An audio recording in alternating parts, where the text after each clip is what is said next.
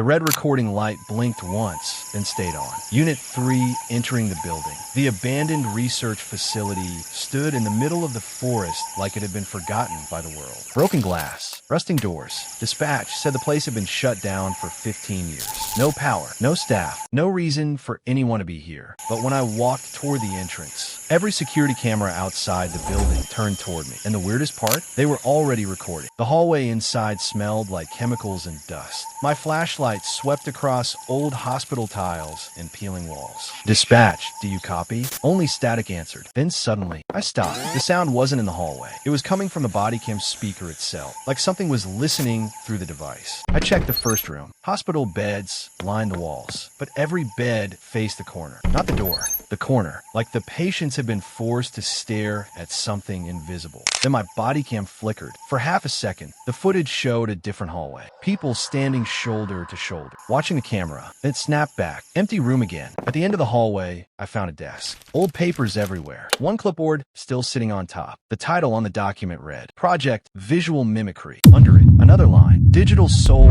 Transfer Phase Testing. I laughed nervously. Yeah, okay. Probably some old experiment paperwork. Still, I put the clipboard back down. Something about it felt wrong. I froze. At the far end of the hallway, a figure stood in the darkness. Tall, perfectly still. Hey, security. The flashlight beam shook as I aimed. The figure stepped sideways and vanished into a stairwell. The stairwell sign read, Research Wing, Level B. The deeper I went, the colder the air became. My breath fogged the bodycam lens. Halfway down the stairs, the camera glitched again. For a second, the screen showed a room full of monitors and someone sitting in a chair, watching me. The stairs opened into a huge laboratory. Tables everywhere, old equipment and cameras, dozens of cameras, all aimed at the center of the room, where a single metal chair sat, bolted to the floor. Every monitor in the room suddenly turned on. Each screen showed my bodycam footage, but delayed. 10 seconds behind. 20, 30. Then a whisper came through the bodycam speaker. Not dispatch. Something else. Subject detected. My flashlight slowly turned toward the chair. Someone was sitting there, wearing a bodycam, the red recording light glowing. The person stood up, walked toward me, and when the camera zoomed in, it was my face, but the expression was calm, completely calm.